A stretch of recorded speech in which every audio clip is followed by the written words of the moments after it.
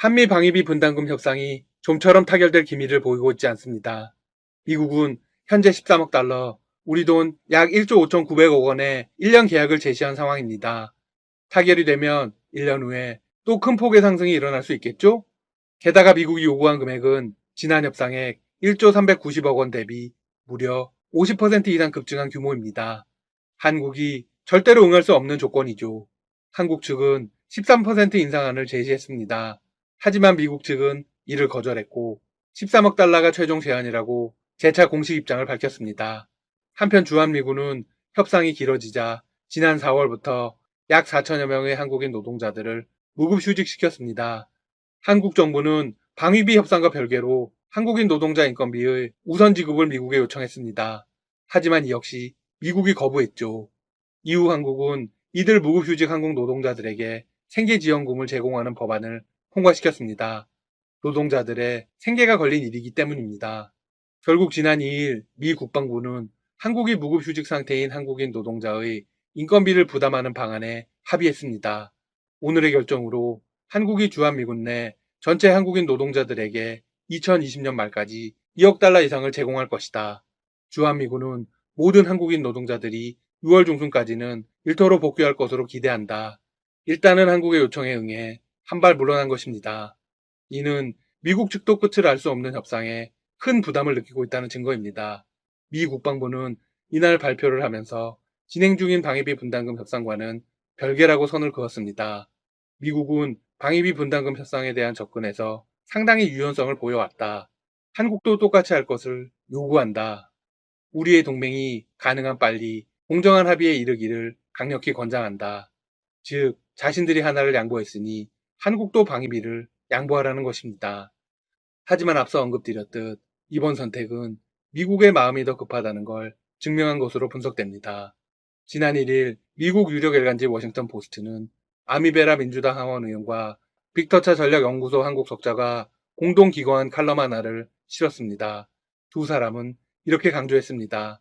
분담금 협상 논의 때문에 북한 위협에 대한 주의가 흐트러지고 있다. 트럼프 대통령은 분담금 협상을 서둘러 끝낸 뒤 북한 위협 등 안보 문제에 집중해야 한다. 자국인 미국의 빠른 결단을 촉구한 것입니다.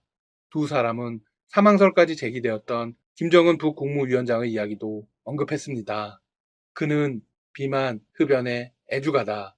그의 추정 질환 때문에 핵을 보유한 독재 국가가 갑자기 지도자를 잃을 수도 있다. 북의 상황이 매우 심각하고 급작스럽게 흘러갈 수 있다는 겁니다. 그리고 현 상황을 따끔하게 꼬집었습니다. 한미 양국은 북한의 단기적 장기적 위협보다 누가 방위비를 더 내느냐는 사소한 논쟁에 몰두해 있다. 북 상황이 지도자 공백으로까지 이어질 수 있는데 우방인 한미가 방위비 분담금으로 씨름을 하고 있는 게 정상적인 일일까? 이들은 특히 트럼프 대통령에게 현명한 비판을 했습니다. 트럼프 대통령이 한미동맹 역사상 가장 큰 규모의 방위비를 인상하려고 했다. 한국의 제안도 거절했다. 협상에 집착하는 게 그의 본성일 수도 있지만 이 논쟁이 가져올 전략적 비용은 훨씬 크다. 트럼프 대통령은 국내외적으로 심각한 위기 상황입니다. 미 현지에서는 코로나에 이어 인종차별 반대 시위가 폭동으로 변하는 양상입니다. 그야말로 전쟁터입니다. 게다가 중국과는 역사상 최악의 갈등 상황입니다. 여기에 방위비 이슈까지 합쳐지면 정치적으로 트럼프 대통령이 얻을 이득은 없습니다. 올해 말에는 대선도 예정되어 있죠. 협상이 길어질수록 불리한 건 분명 트럼프입니다. 더욱이 북측은 대선이 가까워지면 더 큰 도발을 강행할 가능성이 있습니다.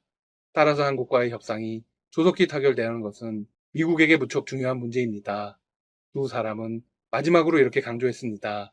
한국은 군사 동맹국일 뿐 아니라 여러 국제 문제의 중요한 파트너이다. 미국 내 검진 키트가 부족하자 다른 국가보다 먼저 이를 보낸 바 있다. 지금까지 닥터시사TV였습니다. 시청해주셔서 감사합니다. 앞으로도 흥미진진한 소식으로 찾아뵙겠습니다. 구독과 좋아요 부탁드립니다.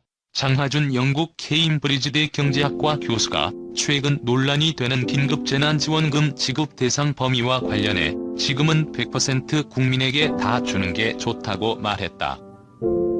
경제 유지의 시급성을 감안해 보편 지급하고 향후 고소득자를 중심으로 세금을 통해 선별 환수하자는 주장이다. 장 교수는 21일 KBS 라디오 김경래의 최강시사에 출연해 지금 선별한다고 서류 제출해라 뭐 해라 할 시간이 없다고 생각한다며 지금은 일단 다 주고 나중에 70에서 80%가 됐든 어느 선까지 끊어야 한다고 생각하면 고소득자들한테 세금으로 다시 거두어가면 된다고 말했다. 정부는 소득 하위 70% 이하 가구를 대상으로 40에서 100만 원의 긴급재난지원금을 선별 지급하는 내용의 추가 경정 예산안을 국회에 제출한 상태다. 여당인 더불어민주당은 총선 공약으로 내건 전국민 보편 지급을 주장하고 있다. 반면 기획재정부는 재정여력 비축과 형평성 문제 등을 거론하며 선별 지급을 고수하는 등 당정 간 의견 차이가 불거지고 있다. 총선 당시 보편 지급을 주장한 미래통합당도 선별 지급으로 돌아서는 등 추경안 국회 심의 과정에서 난항이 예상된다. 장 교수가 주장한 보편 지급 선별 환수 방식은 재난지원금 지급이 결정된 이후 시민사회를 중심으로 꾸준히 제기돼 왔다. 지급 대상 선별을 위한 절차와 비용을 줄여 신속히 지급하는 데 초점을 맞추고 향후 연말정산 과정에서 소득 수준과 피해 정도 등에 따라 세금을 차등해 거둬들이자는 것이다. 코로나19 사태 악화로 재난지원금을 추가 지급해야 할 경우에도 선별 비용을 줄일 수 있고 연중 계속될 코로나19 피해를 종합적으로 반영할 수 있다는 것이 장점으로 거론된다. 다만 재정당국은 이른바 줬다 빼앗는 방식에 대한 납세자들의 심리적 반발과 선별 환수의 기술적 어려움 등을 들어 난색을 표하고 있다. 장 교수는 코로나19 사태를 계기로 복지 규모를 늘리고 관련 제도를 정비해야 한다고 주장했다. 그는 우리나라는 실업보험이 다른 선진국에 비해 굉장히 약하다. 스웨덴, 덴마크 같은 나라는 보통 때도 실업자가 되면 월급의 60에서 70%가 나온다며 우리나라는 연금이 너무 형편없어 어르신들이 고생하신다고 말했다. 노동자 재교육과 재취업 제도도 보완할 필요가 있다고 장 교수는 지적했다. 장 교수는 코로나19 경제위기가 1929년 대공황 수준으로 심화될 수 있다고 분석했다. 이를 뒷받침하는 예로 미국의 실업률 급증을 들었다. 그는 미국에서 지난 4주간 경제활동 인구의 13%에 해당하는 2200만 명이 실업자가 됐다. 지금 실업률이 공식적으로 발표가 안 났지만 17에서 18%가 된 것이라며 앞으로 실업이 늘어나는 속도가 줄어든다고 해도 20%는 떼어놓은 당상이라 조금만 잘못하면 대공황 때처럼 30%에 육박하는 실업률이 나올 수 있다고 말했다. 이번 위기는 실물시장에서 시작해 금융시장까지 확산됐다며 2008년 금융위기 때보다도 심각한 수준이라고 장 교수는 설명했다. 그는 금융위기 때는 주로 금융시장에서 문제가 생겼지만 이번에는 모든 데서 문제가 생긴 것이라며 생산과 소비 전반에 걸쳐서 온 위기이기에 훨씬 더 큰 위기라고 말했다. 이러한 상황에서 경제의 V자 반등은 사실상 불가능할 것으로 장 교수는 내다봤다. 그는 백신 개발이 안 되면 경제가 정상으로 돌아갈 수 없다며 백신 개발은 낙관적으로 봐도 12개월, 보통 18개월 혹은 9일 이상 걸릴 수도 있다고 한다고 말했다. 그러면서 그런 식으로 앞으로 경제가 제대로 돌아가지 못하면 V자는 말이 안 된다고 말했다. 그는 유자도 유의 바닥이 얼마나 길지 알기 어렵다고 말했다. 아무리 큰일이 벌어져도 제대로 교훈을 도출하지 못하면 소용없죠. 우리나라는 메르스 때 잘못한 경험, 무엇보다 세월호를 통해 인명의 중요성을 깨달아 코로나19 사태에 잘 대처한 겁니다. 코로나19 사태를 계기로 신자유주의 문제점을 바로잡아야 합니다. 장하준 영국 케임브리지 대학 교수는 열도를 맞아 4월 20일에 한 전화 인터뷰에서 이렇게 말했다. 장 교수는 코로나19 사태는 글로벌 금융위기 이후 불거진 문제점의 트리거가 돼 자본주의 개념을 바꿔놓고 있다며 지난 10년 동안 해야 했을 일에 플러스로 더 해야 할 일을 우리에게 남겼다고 말했다. 영국은 무상 의료를 기반으로 한 국가 의료 시스템이 유명하다. 하지만 코로나 사태에선 큰 효과를 발휘하지 못한 것 같다. NHS는 좋은 시스템이다. 하지만 영국은 10여 년 동안 긴축정책 예산을 펴왔다. 지난 5년 동안 삭감된 NHS 예산만 10조 파운드에 이른다. 아무리 시스템이 좋아도 인력이 없고 장비가 없으면 운영이 안 된다. 같은 유럽이지만 독일은 완전히 다르다. 정부가 재원을 제대로 투입해 피해자가 상대적으로 많지 않았다.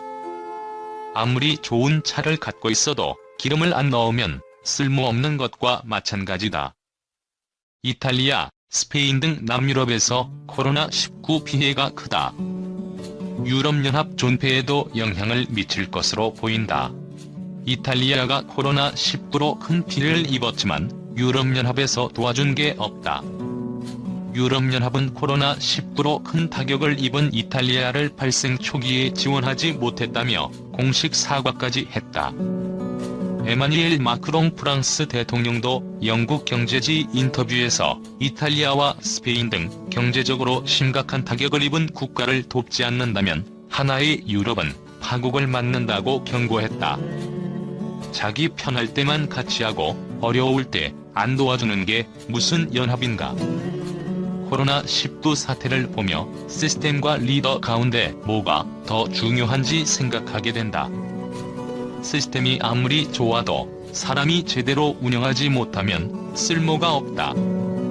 도널드 트럼프 미국 대통령이 방역 당국의 사회적 거리 두기에 반하는 얘기를 하거나 주정부의 코로나19 조처 완화를 요구하는 시위를 조장하는 말을 해 국민 건강을 위험한 상황으로 내몰고 있다. 일본도 마찬가지다. 개인 지도자 한 명이 많은 국민의 건강권을 해치는 것이다. 코로나19 사태를 계기로 새 질서를 만들어야 한다고 보나. 아무리 큰일이 벌어져도 제대로 교훈을 도출하지 못하면 소용없다. 우리나라도 메르스 때 잘못한 경험, 무엇보다 세월호 참사로 인명의 중요성을 깨달아 이번에 잘 대처했다. 코로나19 사태에서 제대로 교훈을 얻어 희생자에게 보답해야 한다. 우리 삶에서 중요한 게 뭐고 어떤 가치관을 추구하는 것이 맞는지를 정부와 사회가 잘 생각해 봐야 한다. 우리가 병을 잘 통제하고 컨트롤을 잘해 경제 파급을 조금이라도 줄일 수 있었다. 영국과 미국처럼 가게문이 다 닫는 상황까지 갔다면 얼마나 많은 사람이 먹고 살기 힘들었겠나. 영어로 케어 이코노미라고 하는 돌봄 경제는 가사 노동을 기반으로 해 교육, 양로, 생필품 조달, 배달하는 분야다. 인간 생존에 반드시 필요한 일을 하는 분들의 처우를 어떻게 개선할지 고민해야 한다. 예를 들어 요양원에서 일하는 사람의 최저임금을 더 올리거나 그런 분야엔 규제를 강화해 노동 조건을 개선해줘야 한다. 그래야 그 분야 일자리가 늘어난다. 현재 많은 나라가 옛날에는 상상도 할 수 없었던 정책을 쓴다. 영국 같은 나라는 마거릿 대처 총리 이후 시장주의의 선봉에 섰다. 그런데 영국은 직원을 자르지 않으면 정부에서 직원 임금 80%까지 보존해주는 정책을 내놓았다. 엄청난 얘기다. 자본주의 국가에서 월급을 정부가 내준다는 게 상식 밖이다. 자영업자가 우리는 어떻게 먹고 살란 말이냐고 하자 자영업자에게도 지난 3년 소득 기준으로 80% 지원하기로 했다. 우리가 갖고 있던 자본주의 개념이 바뀌고 있다.